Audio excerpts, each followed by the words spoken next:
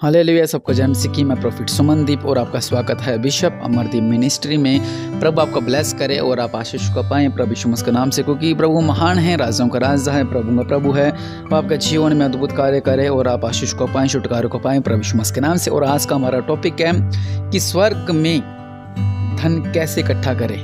बहुत से हम प्रार्थना करते हैं, मिरेकल मनी की भी प्रार्थना करते हैं हम, और लोगों के जीवन में मिरेकल मनी होती है और किसके हज़ारों रुपये आता है, किसके अकाउंट में लाखों रुपये आता है, किसके में मिरेकल मनी परमेश्वर करते लोगों के अलग अलग जीवनों के अंदर। लेकिन आज हम बात करेंगे स्वर्गीय धन की। मैं हमेशा कहता हूँ कि हमारी जो चर्च है वो भी इस खाती है कि धन बुरा नहीं है। बहुत से लोग हमें मैसेज करते हैं, कुछ पास्टर लोग हमें मैसेज करते हैं कि आप धन के बारे में बोलते हो, धन के बारे में बोलते हो, धन के बारे में बोलते हो।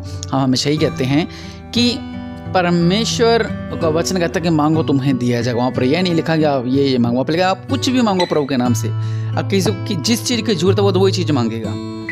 इसलिए परमेश्वर का वचन जिस तरह हम इस खाता है उस तरह परमेश्वर की अगुवाई में चलते हैं। और परमेश्वर का हम कहते हैं कि प्रार्थना करते हैं परमेश्वर का आगे। परमेश्वर लोगों के जीवन में अद्भुत कार्य करता है और धन की आशीष देते हैं और ब्लेस्ड होते हैं प्रभु यीशु मसीह के नाम से।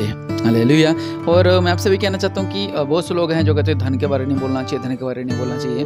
लेकिन हम कहते हैं जिसको जिस चीज़ की कमी है और उस चीज़ में परमेश्वर उसको फलवंत करे। लेकिन आज हम बात करेंगे स्वर्गीय धन के बारे में। बाइबल बोलती है कि धन का लालच, धन का जो लोभ है वो बुरा बात है। मालूम मैंने बोला था उस दिन, वो बहन बोल रही थी कि मुझे अमीर होना है, मुझे अमीर होना है। ना वो प्रार्थना करती, ना वो आराधना करती थी, कुछ भी नहीं करती थी। उसके मन में बस एक ही बात थी कि मैंने अमीर होना है। तो ये बातें गलत होती हैं। इसलिए धन बुरा नहीं, धन का लोभ बुरा है, धन का लालच बुरा है। जो हम धन के पीछे पड़ जाते हैं और काम काम काम काम काम ही करते रहते हैं और हमने पैसा कमाना है, हम यही बात करते हैं हमने पैसा कमाना है। तो ये चीज़ें गलत हैं। और आज मैं इन्हीं बातों में से कुछ बातें मैं आपको फटाफट बताऊंगा परमेश्वर के वचन में से, और कि स्वर्ग में धन हम कैसे इकट्ठा कर सकते हैं। मैं आपको 12 तरीके बताऊंगा कि हम स्वर्ग के धन कैसा इकट्ठा कर सकते हैं, जो कि परमेश्वर का वचन कहता है कि जिस तरह अगर हम पढ़ते व्यवस्था विवरण 28 में 1 में लिखा हुआ है कि अगर तुम परमेश्वर की आज्ञा पर चलोगे तो परमेश्वर आपको आशीष देंगे। पहली बात हमारी यही है कि हमने परमेश्वर की आज्ञाओं पर चलना है ताकि हम वो आशीष पा सकें जो परमेश्वर ने अब्राहम को आशीष दी थी, जो परमेश्वर ने कहा था कि तेरा वंश आशीष होगा, जो परमेश्वर ने बाइबल में आशीष दे के हम उन आशीषों के हम अधिकारी होने पाए। हालेलुया। और मैं आपको बताऊंगा कि स्वर्ग में धन कैसे इकट्ठा करें। पहली बात अगर हम करते हैं तो कि मन में विचार करना प्रभु के अच्छे कामों के बारे में। जिस तरह पवित्र वचन कहता है कि प्रभु के कामों को याद किया करें और उसको स्मरण किया करें। ये एक बहुत ही, वैसे तो बहुत बड़ा टॉपिक है जो मैं आपको बता रहा हूँ। मैं आपको शॉर्ट में आपको बताऊंगा। जैसे कि स्मरण करना मतलब कि मेरे हालात ऐसे बुरे चल रहे हैं और मैं टूट चुका हूँ, मैं बहुत ज़्यादा परेशान हो चुका हूँ। लेकिन उन कामों में हमें परमेश्वर के कामों को स्मरण करना चाहिए, परमेश्वर के कामों को याद करना चाहिए। हालेलुया। कि परमेश्वर ने कैसे कैसे लोगों के जीवन में अद्भुत कार्य किए हैं। मतलब कि रोगी है वो इनके याद करें, कैसे परमेश्वर ने उस लहू बहने वाले को चंगा किया, कैसे परमेश्वर गूंगे चंगा किया, कैसे प्रभु ने अंधों को आंखें दी, कैसे परमेश्वर ने कोढ़ियों को चंगा किया। तो परमेश्वर के कामों को स्मरण करें। जब आप एकांत में बैठे हुए हैं, तब जब आपको निराशा आपको दबा रही है, आपकी कमियां आपको दबा रही है, तो आपने क्या करना, परमेश्वर के कामों को याद करना है। हालेलुया। और हमारी नौकरी नहीं लग रही है, हम पक्के नहीं हो पा रहे हैं, हम बहुत स्ट्रगल कर रहे हैं, हमारी नौकरी नहीं लग पा रही, हमें प्राइवेट जॉब नहीं लग रही, हमारी गवर्नमेंट जॉब नहीं लग रही है। तो परमेश्वर के वचनों को याद करें कि परमेश्वर ने सक्सेस किया, परमेश्वर ने जो बिल्कुल ही डाउन थे परमेश्वर ने एकदम से उठाया और ऊंचाइयों पर लेके गया। हालेलुया। जो परीक्षाओं में जैसे चल रहे हैं, वो युग के बारे में देखें कि उसके पास सब कुछ अच्छा था, लेकिन अचानक उसके ऊपर इतनी बड़ी परीक्षा आई कि उसका जो आपको पता है उसके साथ क्या हाल हुआ था, टूट चुका था वो पूरा का पूरा। लेकिन परमेश्वर ने उसको 2 गुना आशीष दी। परमेश्वर के वचन को स्मरण करिए अपने हालातों को लेकर। अगर आपका पति आपसे चला गया, आपको छोड़कर चला गया, अगर आपकी पत्नी आपको छोड़कर चली गई है, तो परमेश्वर वचन क्या कहता है, हमें सिखाता है कि हमें एकजुट से रहना है, हमने एक साथ रहना, परमेश्वर के साथ रहना है और परमेश्वर के प्रार्थना करनी है। और जो से हम परमेश्वर के बातों को याद करेंगे, जो हमारी कमी है परमेश्वर उसको दूर करेंगे। हालेलुया। पहली बात ये मन में विचार करना प्रभु के अच्छे कामों को। और दूसरी बात है कि प्रभु को अपना समय देना। हाँ, बहुत से लोग हैं जो हम परमेश्वर को समय नहीं देते हैं। जब हम परमेश्वर को अपना समय देंगे, परमेश्वर कह रहा है कि मैं तुमसे मिलने की लालसा रखता हूँ। हालेलुया। परमेश्वर वचन कहता है कि मैं तुमसे मिलने की लालसा रखता हूँ। और परमेश्वर कहते हैं कि जिसने तुम्हें समय दिया उसके पास, आपके पास उसके लिए समय नहीं है। परमेश्वर ने हमें सांस दी, जीवन दिया, आंखें दी, चलने की शक्ति दी, पावर दी, सामर्थ्य दी, काम करने की शक्ति दी है, दिमाग दिया कि हम कोई बिल्डिंग बना सके, दिमाग दिया हम इंजीनियर का काम कर सके, दिमाग हाथ दिए कि हम अच्छा काम कर सकें, दिमाग दिया कि हम कंप्यूटर का काम कर सकें और हम इंजीनियर बन सके। बहुत सी ऐसी बातें जो हमारे जीवन में हुई है, लेकिन हमने समय परमेश्वर का देना है। जब हम समय परमेश्वर को लिए देंगे तो इसका मतलब ये है कि हम स्वर्ग में अपने लिए धन इकट्ठा कर रहे हैं, क्योंकि ये सब बातें पवित्र बाइबल में लिखी हुई हैं कि प्रभु को अपना समय दें। हालेलुया। और तीसरी बात लिखी हुई है कि हम स्वर्ग में धन किस तरह इकट्ठा कर सकते हैं, जो प्रभु में हैं और जो पीछे हो गए हैं उनको वचनों को समझाकर।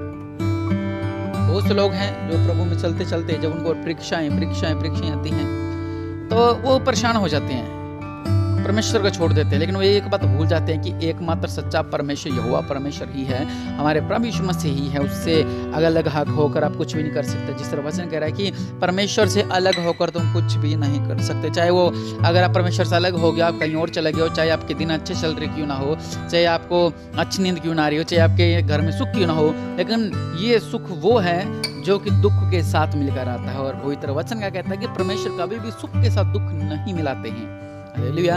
उन लोगों को वचन के बारे में समझाएं, उन लोगों को बताएं जो परमेश्वर से पीछे हो रहे हैं। मतलब आपके भवन में कोई यार आपको लग रहा है कि वो 6 महीने से अब आया है, 4 महीने बाद आ रहा है, 1 महीने बाद आ रहा है, आप उनको गाइड करें, उनसे बात करें कि आप पीछे क्यों जा रहे हो, आप परमेश्वर के भवन में क्यों नहीं आते हो। उनको गाइड करें ताकि वो आप लोग स्वर्ग में धन इकट्ठा कर सकें। जब वो बचेगा, जो चर्च आने लगेगा, जो परमेश्वर की महिमा करने लगा, उसका प्रतिफल भी आपको मिलेगा और आपको भी आशीष मिलेगा कि आपने उसके लिए उसको गाइड किया, उसको आपने उसके दिमाग में ये बात डाली कि परमेश्वर उससे प्रेम करते हैं। हालेलुया।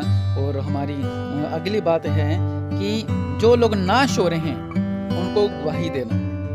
हमारे आपने देखा होगा कि बहुत से ऐसे लोग हैं कि जो कि हमारे चर्च में कि जो गवाही को सुनते हैं और उनके बीच में जो चमत्कार होता है, जब गवाही को सुनते हैं, तो चमत्कार को सुनते हैं तो उनके बीच में अद्भुत कार्य होना शुरू हो जाता है। हालेलुया। और इसीलिए लोगों को जाकर अपनी गवाही को जरूर शेयर करें। ये नहीं सीधा जाके आओ मैं आपको अपनी गवाही बताता हूँ, ऐसा नहीं। चर्च में बहुत से तरीके होते हैं। चर्च में लोग आते हैं, नए लोग आते हैं, उनसे अपनी गवाही को शेयर करें कि हाँ मैं पहले पाप में था, हाँ पहले मैं नशा करता रहा, हाँ पहले मैं ये काम करता रहा, हाँ पहले मैं ऐसा काम करता था। ऐसे बातें उनसे शेयर करें और उनको बताएं कि ये मेरे जीवन में मेरी ये पहले थे स्थिति थी, लेकिन आज मैं आशीष हूँ। मैं ऐसे बहुत से मसीह फैमिली को जानता हूँ जो मुझसे मिलते हैं, बात करते हैं, लेकिन जो उनकी हालात पहले थे, जो उनकी शक्ल पर पहले ही था, लेकिन मसीह में आने के बाद उनके फेस के ऊपर एक शांति है और एक अलग सा उमंग है, एक अलग सा रोशनी, एक अलग सा जलाल है। लेकिन क्योंकि हम पवित्रता में चले जाते हैं, इसलिए अपनी गवाही को जरूर शेयर करें ताकि हम स्वर्ग में धन इकट्ठा कर सकें हमारी गवाही के द्वारा। आपने देखा होगा कि YouTube के ऊपर जो हमारे बिशप जी की गवाही है उसको सुनकर बहुत लोगों का जीवन में बदलाव आया कि बिशप अमरजीत की ये गवाही है। आपने और भी टेस्टिमनी पास्टर लोगों की सुनी होगी कि कैसे परमेश्वर के जीवन में चमत्कार किया, और इनको सुनकर लोगों के जीवन बदलते हैं। इसलिए अपनी गवाही को जरूर शेयर किया करें। और अगला पॉइंट है हमारा चर्च में सेवा कार्य है। बहुत से लोग हैं, 2 तरह के लोग होते हैं कि बहुत से लोगों के अंदर 2 तरह के आते हैं कि जो लोग सेवा भावना दिखावे के लिए करते हैं। इसका मतलब वो जो भी कार्य करते हैं उनके लिए वो लाभदायक नहीं है। और एक ऐसे हैं जो कि बेचारे शांति से काम करते हैं, चाहे उनका कोई नाम हो चाहे नाम ना हो। मान लो किसके फोटो खींच रहे हैं, उसके फोटो नहीं आई, उसको मन में आ गया यार मेरी तो फोटो नहीं खींची, ये क्या हो गया, तो ये सेवा भावना नहीं है आपके अंदर। हालेलुया। मैं खुद जाकर अभी नहीं जा रहा हूँ, खुद जाकर मैं शनिवार को टेंट लगाता था, मैं खुद जाकर पड़ते बांधता था, मैं खुद जाकर पैपे हम गाड़ते जाके, मैं और मेरी टीम के लोग, मैं खुद जाकर सारा काम करवाता था। अब नहीं जा पा रहा हूँ, कुछ समय थे, लेकिन परमेश्वर के कार्य की सेवा कार्य होना चाहिए। एक मन के अंदर भावना होनी चाहिए कि हाँ ये सेवा करनी, ये सेवा करनी। ये नहीं है कि दिखावे की सेवा मत करिए। और ये सेवा परमेश्वर को भी पसंद नहीं है कि हाँ मुझे लोग जानेंगे कि हाँ मैं सेवा कर रहा हूँ, हाँ मुझे लोग जानेंगे कि मैं सेवा कर रहा हूँ। इसका मतलब आप स्वर्ग में धन इकट्ठा नहीं कर रहे हो, आप स्वर्ग में अपने लिए छल इकट्ठा कर रहे हो। हालेलुया। है ये भी 2 शब्द धन और ये भी शब्द छल। आप अपने लिए स्वर्ग में धन इकट्ठा नहीं करें, आप अपने लिए एक छल इकट्ठा कर रहे हो कि आप दिखावटी सेवा कर हमारे मैंने बहुत से लोगों को देखा कि जैसे मान लो कोई आ गया तो एकदम से झाड़ू पकड़ ली, जैसा कोई आ गया एकदम से पर्दे लगाने लगे। तो ये दिखावटी प्रेम ना करे, आत्मिक प्रेम करे परमेश्वर के आगे। उस दिन इस संडे मैंने भाई को मैंने देखा, वो सुबह 2-2:30 बजे काम से आया और सुबह 5:30 बजे हमारा टेंट लगवाने के लिए चर्च का चला गया। देखो 2:30 बजे आया और 3:30 बजे सोया और 5:30 बजे वो टेंट लगवाने चला गया। ये होता है प्रेम परमेश्वर का। हालांकि हमारी वो मेरी टीम में है वो, हालांकि वो स्टेज पे कम आता है, लेकिन फिर भी परमेश्वर मुझसे ब्लेस किया। कैसे? क्योंकि आशीष लेने के तरीके होते हैं। मैं इतनी सेवा करता हूँ, अब भी करता हूँ, करता रहूँगा परमेश्वर के भवन की सेवा, और परमेश्वर मुझे कहाँ से कहाँ तक किया। इसलिए चर्च में जो सेवा करते हैं दिखावटी सेवा मत करें। भी मेरी फोटो नहीं आई जी, चलो जी मैं अगले हफ्ते काम फिर, मेरा नाम नहीं लिया, मैं अगले संडे चर्च में नहीं जाऊंगा, मेरा नाम नहीं लिया। मैं जो 12 लोग थे 12 में से 10 लोगों का नाम ले दिए, मैं हम दोनों का नाम नहीं लिया। इसका मतलब क्या है कि परमेश्वर जी मेरा तो नाम नहीं आया, मेरी तो सेवा व्यर्थ में चलेगी। हम नाम करने के लिए सेवा नहीं करते हैं, हम परमेश्वर के लिए स्वर्गीय धन इकट्ठा करने के लिए सेवा का कार्य करते हैं। हम दर इकट्ठी कर रहे हैं, हम टेंट इकट्ठा कर रहे हैं। ये नहीं कि आपका नाम नहीं आ रहा है। आप जो भी कार्य कर रहे हैं परमेश्वर के लिए, आप स्वर्ग में धन जोड़ रहे हैं। ये नहीं भी आपकी फोटो नहीं आ रही है तो आप परमेश्वर को बोल रहे हैं कि मैं भवन में नहीं जाऊंगा, मैं गुस्सा हो गया, मेरा नाम नहीं लिया। तो ऐसे बहुत से ऐसे बात हुई, इसके अंदर मेरा नाम भी नहीं लेते हैं। हालांकि मैं पास्टर जी का लड़का हूँ, मैं मेरा नाम नहीं आता तो मैं बोलूँ नहीं मेरा नाम नहीं आया तो मैं चर्च में जाऊँगा, भवन में नहीं जाऊँगा, ऐसा कोई नहीं होता। बस आप स्वर्ग में धन इकट्ठा करें परमेश्वर के नाम का। हालेलुया। इसलिए जब भी सेवा करें उसकी सेवा एक सच्चे परमेश्वर की सेवा कैसे करें कि एक एकांत में जाकर सेवा। एकांत में मतलब कि आपको भी सेवा कर रहे हैं, आपके अंदर एक परमेश्वर का प्रेम होना चाहिए कि हाँ मैं सेवा कर रहा हूँ, हाँ मैं सेवा कर रहा हूँ, हाँ मैं सेवा कर रहा हूँ। ये आपके अंदर ये चीज़ होनी चाहिए। हालेलुया। दिखावटी सेवा मत करें। हालेलुया। और आगे बच्चे हैं कि अपने घर में पास्टर जी को बुलाकर बंदगी करवाना। बहुत से लोग हैं जो कि बंदगी नहीं करवाते हैं, चलो अभी साल में एक बारी करवा ली, 2 साल में एक बारी करवा ली, ऐसा नहीं है। अगर आप स्वर्ग में धन इकट्ठा करना चाहते हैं तो अपने घर में बंदगी जरूर रखवाएं। पवित्र बाइबल में जहाँ जहाँ पर परमेश्वर के दासों ने उनके घर में पाँव रखा वहाँ पर क्या हुआ, वहाँ वो घर आशीषित हुआ, वहाँ वह घर फलवंत हुआ। और आगे है कि परमेश्वर के और ज़्यादा नज़दीक आए। अगर आप स्वर्ग में धन इकट्ठा करना चाहते हैं तो परमेश्वर के आपको नज़दीक आने की जरूरत है। अगर आप परमेश्वर के नज़दीक आएंगे, ज़्यादा से ज़्यादा परमेश्वर क्लोज आएंगे तो क्या होगा, हम आशीष को पाएंगे, स्वर्गीय धन को पाएंगे। और अगले पॉइंट है हमारा कि प्रभु की बंदगी में जाना, मतलब रविवार की प्रार्थना में जाना। बहुत से लोग ऐसे हैं कि जो परमेश्वर ने साफ कह रखा है कि विश्राम दिन को तुच्छ ना जाने। हम विश्राम दिन को तुच्छ जानते हैं, इसका मतलब हम परमेश्वर से प्रेम नहीं करते हैं। हम विश्राम दिन को तुच्छ जानते हैं। परमेश्वर ने कहा कि उस दिन तू कोई काम मत करना बल्कि मेरी संगत में चलना। हालेलुया। हम क्या करते हैं, विश्राम दिन का आदर ही नहीं करते। हम अपने घर में बैठे रहते हैं, बिस्तरों में बैठे रहते हैं, टीवी देख लिया, हाँ जी हम तो ऑनलाइन देख रहे हैं, हमने तो घर में ऑनलाइन देख ली थी, ऐसा नहीं है। बल्कि परमेश्वर की हजूरी में जाने के लिए अपन क्या करना है, प्रभु की बंदगी में जाना बहुत ज़्यादा जरूरी है। और आगे स्वर्गीय धन इकट्ठा कैसे कर सकते हैं, उपवास रखने के द्वारा। आप देखेंगे जिस तरह अस्तर ने उपवास रखे थे तो क्या हो गया था, बंधन टूट गए थे। हालेलुया। उपवास रखने से भी हम स्वर्ग में धन जोड़ते हैं। टाइम ज़्यादा हो रहा है इसलिए मैं आपको शॉर्ट में बता रहा हूँ। आगे लिखा होगा आराधना करना। जितनी हम आराधना करते हैं, परमेश्वर आराधनाओं को बहुत ज़्यादा पसंद करते हैं, आराधना को बहुत ज़्यादा पसंद करते हैं। स्वर्ग में हमेशा स्वर्गदूत क्या करते हैं, धन्यवाद धन्यवाद धन्यवाद आराधना करते रहते हैं, यहाँ तक कि पंखों में से हालेलुया के सुरों की आवाज़ निकलती है। हालेलुया। और आगे है लास्ट पॉइंट हमारा, धन्यवाद की प्रार्थना। हम लोग धन्यवाद की प्रार्थना नहीं करते हैं। स्वर्ग में धन इकट्ठा क्या करते हैं, हम धन्यवाद की प्रार्थना नहीं करते हैं। जैसे कि मैं आराधना करने के बारे बता रहा था कि बहुत से लोग जो आराधना में जाते हैं वहाँ पे खड़े रहते हैं, देखते रहते हैं। नहीं, लोगों को मत देखें, आप अपने आप को देखें कि हाँ मैं आराधना कर रहा हूँ, मैं स्तुति कर रहा हूँ परमेश्वर की, मैं अब फलवंत होने वाला हूँ। 20 संडे मैंने आशीष को पा जाना है, 1 संडे मैंने फलवंत हो जाना है, अब मैंने ब्लेस हो जाना है, अब मैंने आशीष को पा जाना है। तो हम ये चीज़ों को नहीं मानते हैं। हाँ बस आराधना में गए 2 मिनट खड़ा नहीं, बल्कि आप इस बात का सोचें कि जब पौलुस और सिलास जेल में बंद थे तब क्या हुआ, वहाँ पर वो आराधना कर रहे थे, भजन गा रहे थे, तो वहाँ पर खिड़कियाँ जो एक भूकंप आया कि बंदी की नींव तक हिल गई थी। हालेलुया। इसका मतलब जब आप आराधना करते हो तो आपसे तो पत्ता भी नहीं हिल पा रहा है, इसका मतलब आप आराधना नहीं कर रहे हो, आप सिर्फ खड़े रहते हो और आप और कहीं बकरी आप खोलने चले गए, आप घर का भैंस को खाना देने चले गए, अरे यार मैं तो सब्जी रखना भूल गई, मैं तो गैस बंद करना भूल गया। ऐसी बातों पर हम अपना ध्यान लगा रहे हैं, व्यर्थ की बात पर हम अपना ध्यान लगा रहे हैं। और जब हमारा ध्यान आराधना में नहीं होता है तो शैतान हमारे अंदर बीज बो जाता है।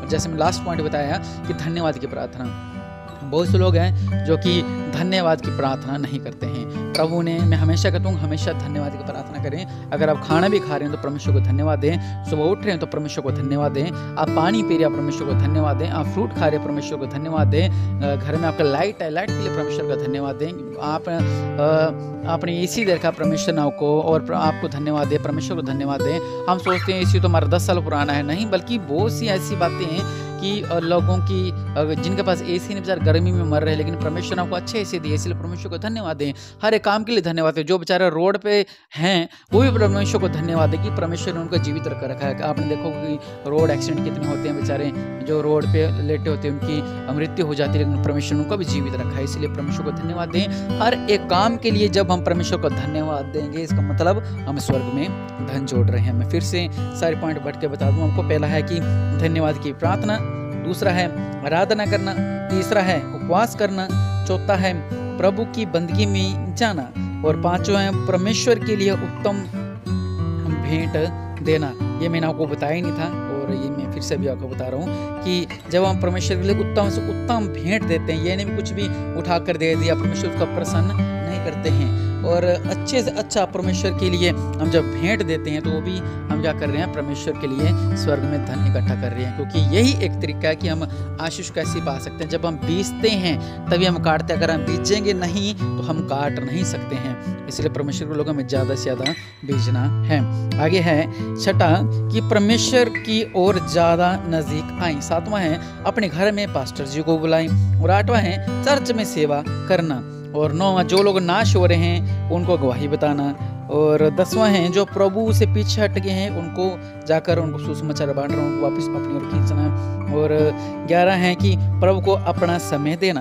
और 12वां है कि मन में विचार करना, प्रभु के अच्छे कामों को स्मरण करना। इसलिए प्रभु आपको ब्लेस करे और आप आशीष होने पाए। वीडियो को शेयर करें ताकि लोग समझ सके कि हम स्वर्ग में धन कैसा इकट्ठा कर सकते हैं। वो बेचारे बच्चों को तो पढ़ लेते हैं लेकिन उन्हें ये समझ नहीं आता कि स्वर्ग में धन में कैसा इकट्ठा करें। अच्छा वो क्या होता है, स्वर्गीय धन क्या होता है? शायद स्वर्ग में भी हमें कुछ पैसा परमेश्वर के लिए जोड़ना पड़ेगा, ये नहीं होता। ये का आत्मिक धन है। ये लोगों को बताएं कि ये पॉइंट होते हैं, इससे हम स्वर्ग में धन इकट्ठा कर सकते हैं।